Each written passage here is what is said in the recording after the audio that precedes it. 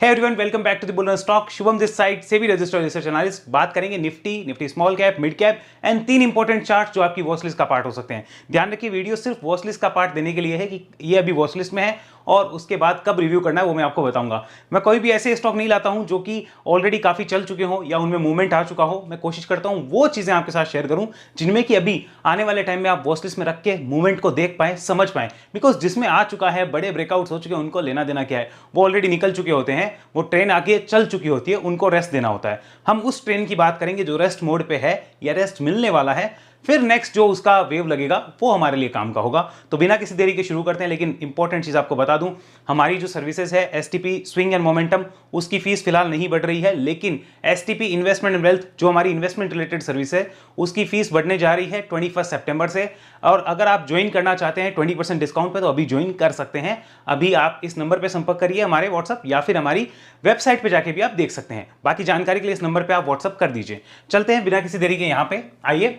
ये निफ्टी का चार्ट है। निफ्टी के चार्ट को देख के साफ पता चल रहा है जिस रेंज की हम बात कर रहे हैं बार बार, 25,250 और नीचे में 24,330, इस रेंज के अंदर है। अभी फिलहाल कोई बड़ा मोमेंटम है नहीं।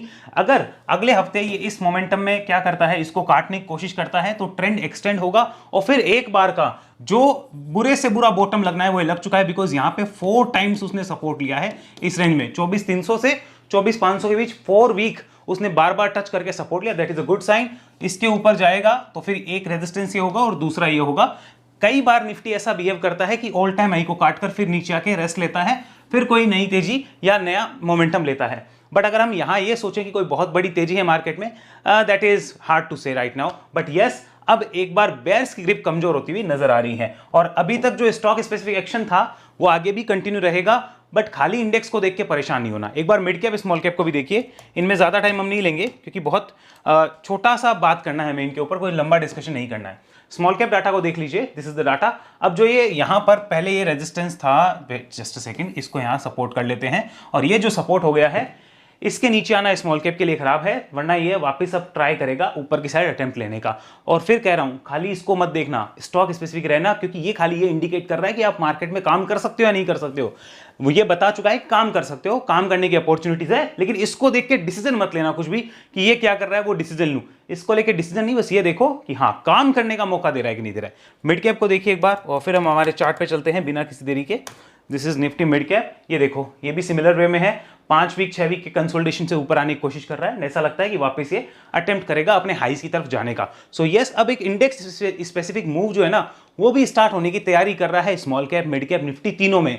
बट डू नॉट एक्सपेक्ट कि कोई बहुत बड़ा राइज आएगा। आने को आ सकता है लेकिन फिलहाल अभी नहीं लगता। उसके लिए आगे हर हफ्ते हम बात करते रहेंगे। ये ध्यान रखिए, स्टॉक स्पेसिफिक बड़े मूव्स हैं और वो कहां कहां है मैं देखो बार बार आपको बता रहा हूं। मैंने टेलीग्राम पे भी बताया कौन कौन से सेक्टर्स में है। काफी सेक्टर्स के नाम मैंने वहां लिए हैं। और अभी रिसेंट में मैंने आपको पहले भी कहा था, ऑटो कंपोनेंट, ये जो कंपनीज हैं इनको, फार्मा देखो, फार्मा एंड हेल्थ केयर, इनमें मौके हैं। इंजीनियरिंग रिलेटेड जो कंपनीज हैं उनमें मौके हैं। और इसके अलावा अगर आप देखो तो जो होम अप्लायंसेस बनाने वाली कंपनीज हैं, थोड़े बहुत उनमें मौके मिलने चालू हुए हैं। और सेलेक्टेड आईटी स्टॉक्स जो है वहां पे काम शुरू हो चुका है। ये ध्यान रखिएगा खासकर इनमें। और इसी तरीके से कुछ कंपनीज है जो आयरन, स्टील और पाइप रिलेटेड बिजनेस में है, उनको देखो। कुछ कंपनीज है जो कि हैवी इंडस्ट्रियल इक्विपमेंट्स बनाती है, उनको देखो। हैवी इंडस्ट्रियल इक्विपमेंट्स, उनको देख सकते हो। क्योंकि मैंने अपने जो हमारी सर्विस है इन्वेस्टमेंट इन वेल्थ वाली, वहाँ पे मैं ऐसे कंपनीज को शेयर कर रहा हूँ। इन सेक्टर से उठा के मैं वहाँ पे अपनी इन्वेस्टमेंट पिक के लिए ले रहा हूँ, जहाँ पे मुझे 6 से 12 महीने उनको देखना है। सो यस, वहाँ पे ये चीज़ें हैं। अब आइए सबसे पहले चार्ट पे चलते हैं। इंपॉर्टेंट नंबर 1 यहाँ पर, जिसमें 7 साल बाद एक बड़ा ब्रेकआउट हो सकता है। The company name is Parag milk food. बहुत से लोग कहते हैं नाम नहीं दिखता है, तो देखो आप लोग जो है अपने यूट्यूब के यहाँ पे सेटिंग बटन पे जा सकते हो। सेटिंग में जाके मोबाइल में आप वहाँ पे सेटिंग को एडवांस करके 1080p पे करिए, आपको सब कुछ दिखेगा। अभी फिलहाल जिस चार्ट का हम बात कर रहे हैं दैट इज पराग मिल्क। अपनी सेटिंग को 1080p पे रखिए। स्क्रीन का जो आपका क्वालिटी है 1080p पे रखिए, बहुत क्लियर वीडियो दिखेगा आपको। अब आइए यहाँ पर, दिस इज पराग मिल्क। यहाँ देखिए Parag milk food, look at this. ये मेरे वॉच लिस्ट में क्यों आया है उसको ध्यान से देखो। Again reminding, no buy sell recommendation. ये देखो यहाँ पर ये प्राइस आया था सितंबर 2018 में। उसके बाद से इतना बड़ा करेक्शन, नीचे एक बड़ा कंसोलिडेशन हुआ, उस ब्रेकआउट से निकला, वापस आया, इधर वापस बॉटम बना, फिर ऊपर आया। सो this is right now September 2025। So I can say it is ready for 7 years long breakout type position. Okay, तो हमें इसका ध्यान रखना चाहिए, हमारी वॉच लिस्ट में रहना चाहिए। क्लियर है? तो ये वीकली चार्ट पे तो हमें पता चल रहा है कि ओवरऑल अप ट्रेंड में है। ओके, शॉर्ट टर्म ट्रेंड हो चाहे लॉन्ग टर्म ट्रेंड हो, दिख रहा है कि अप ट्रेंड में है। एक बार मंथली कन्वर्ट करते हैं, उससे पहले मैं थोड़ा सा इसका फंडामेंटल दिखा दूं, फिर हम मंथली और डेली वापस देख लेंगे ताकि आपको आइडिया लग जाए फंडामेंटल कैसे हैं। कंप्लीट एनालिसिस वही होगी। फंडामेंटली 3000 करोड़ के लगभग की मार्केट कैप है कंपनी की, 9-10 का आरओई है और 13 रुपए का आरओसी है। पी रेशियो 27 के आसपास का नजर आता है। यहां पर डेट कंपनी के ऊपर 0.37 का आ रहा है, डेट टू इक्विटी रेशियो, जो कि थोड़ा सा कम होता तो ज्यादा बेटर होता। अब है तो है, उसका तो कोई इलाज है नहीं। आइए फाइनेंशियल्स देखते हैं, रिसेंट में फाइनेंशियल्स में क्या हुई है चीजें। तो जून 2025 में कंपनी ने जो सेल करी है वो पिछले जून से तो काफी अच्छी करी है। मार्जिन्स को देखा जाए तो कांस्टेंट है, उसमें कोई चेंज हुआ नहीं है।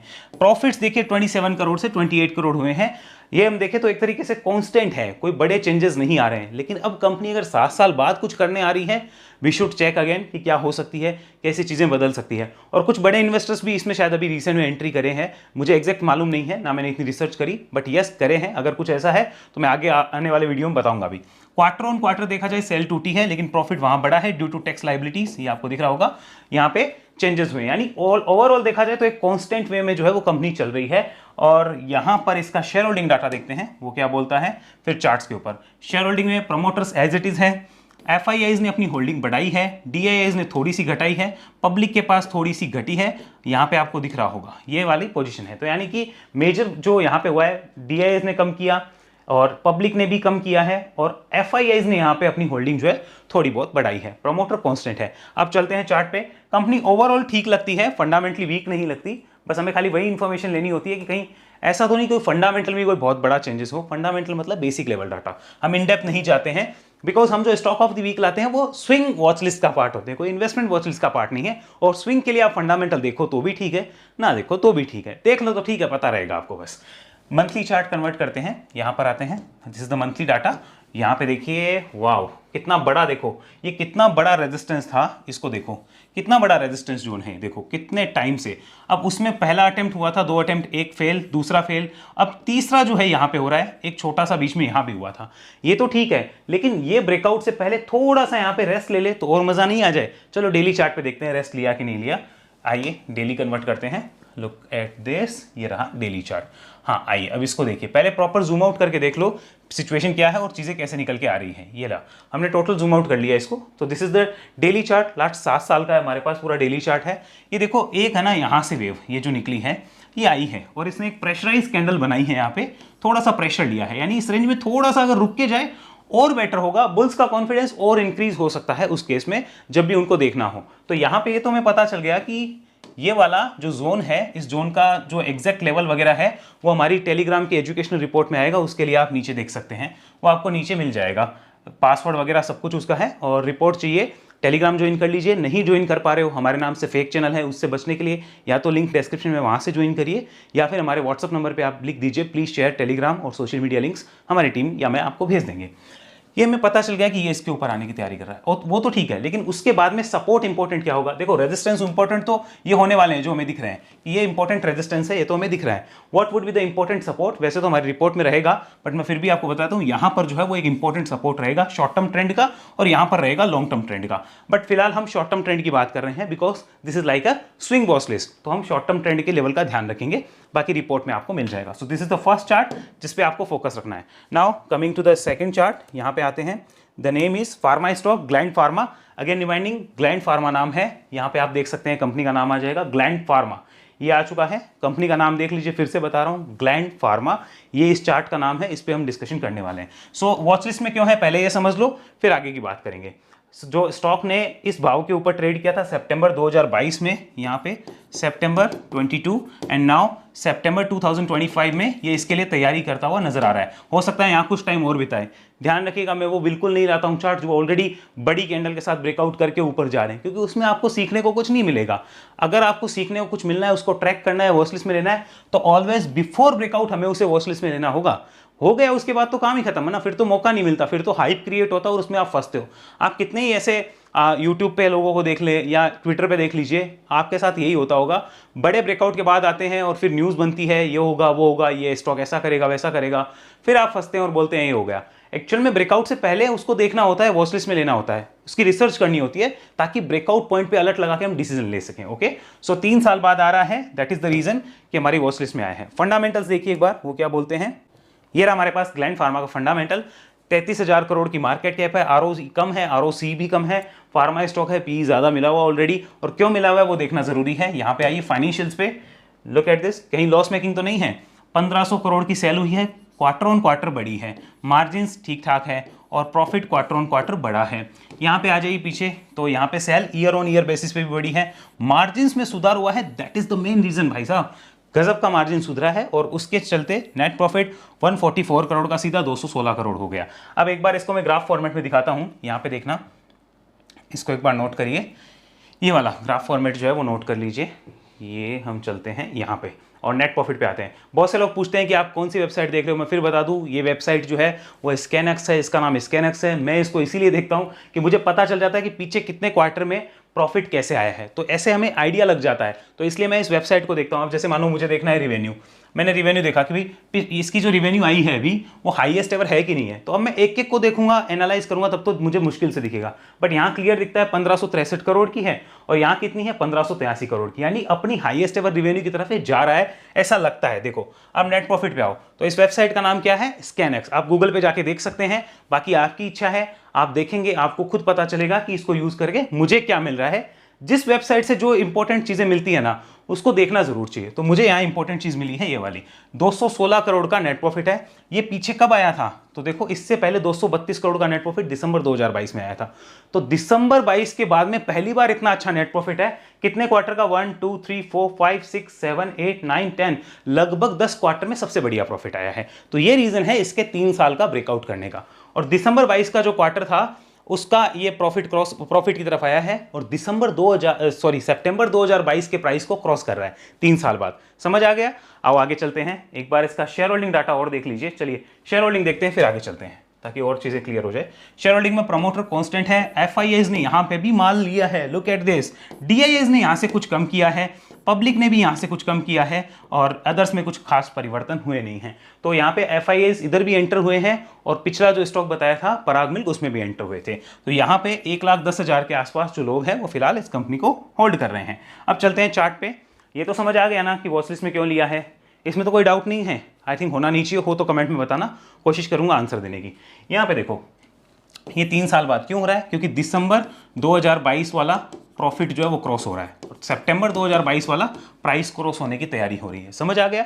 सो वीकली चार्ट का ट्रेंड क्या बोलता है, after down trend this stock was trading in the consolidation zone, और हम ये कह सकते हैं इस रेजिस्टेंस जोन के नीचे ही था। कायदे से ना मैं आपको बताता हूं, इसकी एक्चुअल में जर्नी यहां से भी शुरू हो सकती थी, बट फंडामेंटली चेंजेस आते ही यहाँ पे एसएल हिट हो गए। मैंने खुद ने उस टाइम पे इसको लिया हुआ है यहाँ पर, लेकिन एसएल हिट हुए थे, और नहीं निकलेंगे अगर हम एसएल हिट होने पे, तो बैठे रहो 2-2 3-3 साल। ऐसे चार्ट देखने में लगता है कि ठीक है यार गिरा तो है ही नहीं, क्या है, वो 2 साल 2.5 साल बैठना पड़ता है ना, तब पता चलता है कि क्या प्रॉब्लम है क्या नहीं है। अब यहाँ से अगर निकलता है रिव्यू किया जा सकता है, रिव्यू पॉइंट इज 2200 अप्रोक्सीमेट, 2200 के ऊपर रिव्यू कर सकते हैं। This was acting as a support earlier. तो वीकली चार्ट तो क्लियर बोल रहा है, रिजेक्शन 1 2 3 4 5 टाइम्स रिजेक्शन हो चुका है, और लगभग उसी रेंज में 6 टाइम रिजेक्शन है। लेट्स सी 7th अटेम्प्ट में क्या होता है। आगे चलते हैं मंथली चार्ट पे। देखो सिंपल तरीके से चीज़ों को समझेंगे ना उतना बढ़िया रहेगा। इसी को मैं अभी कॉम्प्लिकेटेड करूँ, ये वो जो होते हैं ना अलग अलग टर्म्स, ट्रेंड लाइन बनाई, वो बनाया। 2 टाइप के लोग होते हैं मार्केट में, एक होते हैं चार्टिस्ट और दूसरे होते हैं आर्टिस्ट। आपको चूज करना, आपको चार्टिस्ट बनना है जो चीज़ों को सिंपल रख के देखता है, या आर्टिस्ट बनना है जो कि चार्ट पे ड्राइंग अच्छी कर सकते हैं। देखो टू मच एनालिसिस है ना, वो पैरालिसिस की तरफ जाती है, फिर मजा नहीं आता। तो चार्टिस्ट बनिए, आर्टिस्ट मत बनिए। यहाँ समझिए आइए इस पे। मंथली चार्ट क्या बोल रहा है, ठीक है अप ट्रेंड में है, it is taking rest here. तो अब ये इस महीने ब्रेकआउट करता है या अगले महीने करता है वो देखने वाली बात है, बट वॉच लिस्ट में आ जाना चाहिए। नॉट ओनली ग्लैंडमार्क फार्मा, आपको बता दूं फार्मा के बाकी कंपनीज भी आपकी वॉच लिस्ट में आने चाहिए, कुछ ना कुछ वहां होगा, और चलता ही जा रहा है। आप देखते जाओ, फार्मा में अभी भी अपॉर्चुनिटीज बहुत है जो नीचे के लेवल पे आपको मिल रही है, तो उसका ध्यान रख सकते हैं। डेली कन्वर्ट करते हैं, डेली चार्ट पे कुछ है, इज देयर एनीथिंग? तो डेली पे देखो साफ साफ दिख रहा है कि रेस्ट जो है वो इस रेजिस्टेंस जोन के आसपास जो है वो लिया जा रहा है और कुछ भी नहीं है। This is like a rest. आओ इसको समझो, यहाँ पर थोड़ा एकदम प्रॉपर जूम करते हैं। यस, ये देखो ये एक रेस्ट हो रहा है, इतनी बड़ी तेजी के बाद एक रेस्ट है। मैं तो चाहता हूं थोड़ा टाइम वाइज और यहाँ पे रेस्ट हो जाए, उसके बाद अगर निकले ब्रेकआउट करने तो ज्यादा बेटर होगा। हालांकि अभी भी निकलेगा तो अच्छा ही है, और उसके बाद इंपॉर्टेंट सपोर्ट वगैरह क्या होंगे या इंपॉर्टेंट लेवल्स क्या होंगे वो मेरी रिपोर्ट में आपको मिल जाएंगे जो टेलीग्राम पे रहेगी। आइए आगे चलते हैं थर्ड कंपनी के ऊपर। यहां पर third company name is GPIL। अब देखो ये वॉच लिस्ट में क्यों है ये देख लो, यहाँ पे 2 या 3 अटेम्प्ट ऑलरेडी हो चुके हैं। देखो 1 2 3, और याद दिला दूं यही स्टॉक हमारे ऑलरेडी इस chart of the week, stock of the week का पार्ट रह चुका है। पीछे भी हमने डिस्कशन किया था कि अगर इस रेंज का ब्रेकआउट होता है हम देख सकते हैं। ये डिस्कशन हमारा यहाँ हुआ था, उस टाइम ब्रेकआउट नहीं हुआ, वो ब्रेकआउट यहाँ हुआ आके लगभग 2 महीने बाद। ऐसा ही हमारी वॉच लिस्ट बनाते हैं, जब भी ब्रेकआउट होता है तो रिव्यू होता है। ये यहाँ पे हुआ और देखो उसके बाद एक स्विंग बना। अब नए स्विंग की तैयारी हो रही है, एक बड़े रेजिस्टेंस जोन के पास है, वहां रेस्ट ले रहा है। पहले एक बार फंडामेंटल देख लेते हैं, आइए उसके बाद में आगे बात करेंगे। So here we have the fundamental info. 16,000 crore की मार्केट कैप है, 16 का ROE, 21-22 का ROC और 21 के आसपास का पी। ठीक ठाक है, बढ़िया है। आइए यहाँ चलते हैं, और डेट फ्री कंपनी है, दैट इज गुड साइन। और पीबी रेशियो लगभग 3 के आसपास का है, जो ठीक ठाक कह सकते हैं। फाइनेंशियल्स क्या बोलते हैं, कोई चेंजेस है क्या? भाई जून में लास्ट ईयर सेल थी 1375 करोड़, इस साल 1350 है, तो सेल तो बड़ी नहीं है।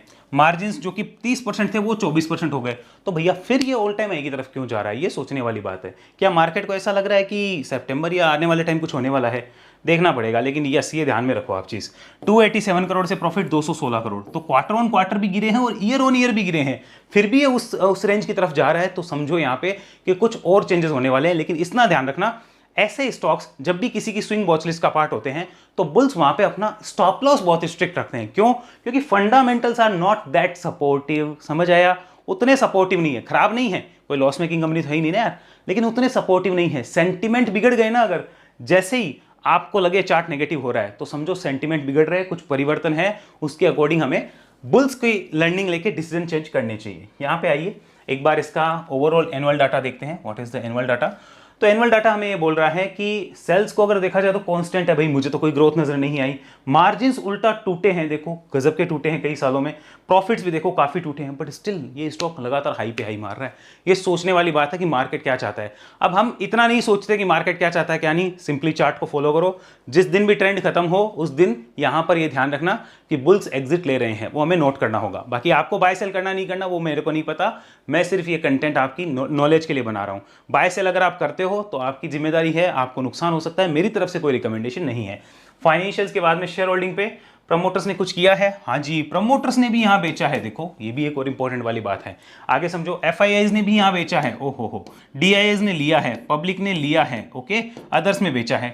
1.5 लाख लोगों के आसपास जो है वो इस कंपनी में इंटरेस्ट है। तो प्रमोटर ने बेचा जरूर, बट स्टिल बहुत बड़ा अमाउंट अभी भी उनके पास है, बहुत बड़ी होल्डिंग है। तो ये ध्यान रखना, फंडामेंटल्स ठीक है कंपनी के।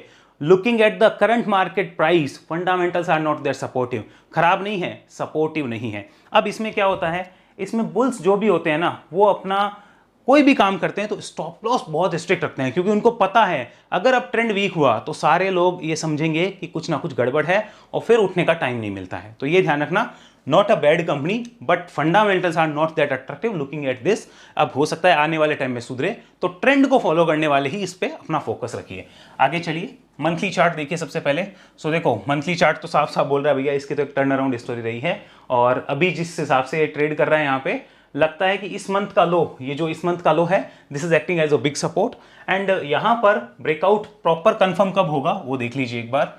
यहाँ आते हैं डेली चार्ट पे, मैं डेली चार्ट देखूं तो इस जोन में देखो पहले भी आया था, वहां से रिजेक्शन हुआ, वापिस आया, खाली शेडो बना और फिर रिजेक्शन, वापिस आया, आपकी बार प्रॉपर क्लोज किया। लेकिन हमें चाहिए इसके ऊपर का मूव, ओके, यानी कि ये ऐसे गया था, ठीक है, नीचे आया, फिर ऊपर गया, फिर नीचे आया, फिर ऊपर जाए, इसको काटता है तो this support should act as an important trend reversal point. तो इसके नीचे ट्रेंड रिवर्सल मानना है और इसके ऊपर ब्रेकआउट होगा।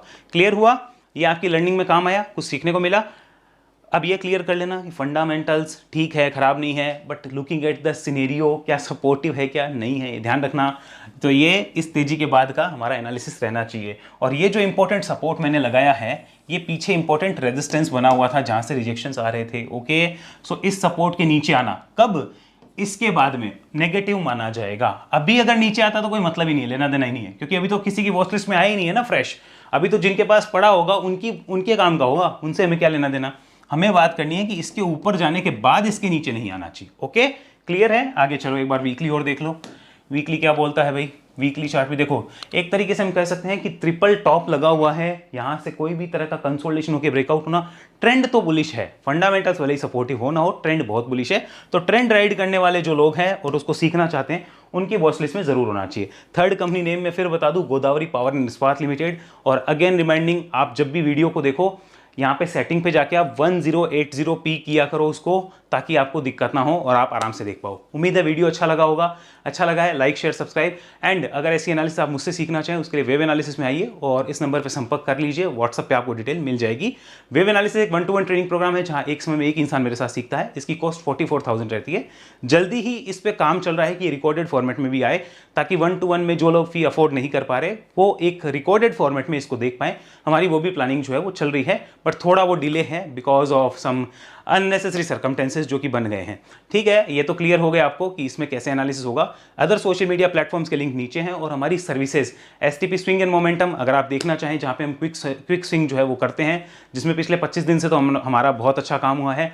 और इन्वेस्टमेंट एंड वेल्थ, जहां पे हम लोग हमारी इन्वेस्टमेंट रिसर्च कॉल्स शेयर करते हैं। अगर जुड़ना चाहें तो उसके लिए आप हमारी वेबसाइट को विजिट करिए, या नंबर आपके सामने है। अगले वीडियो तक के लिए धन्यवाद। फिलहाल के लिए इस वीडियो में इतना ही। जय हिंद, जय भारत।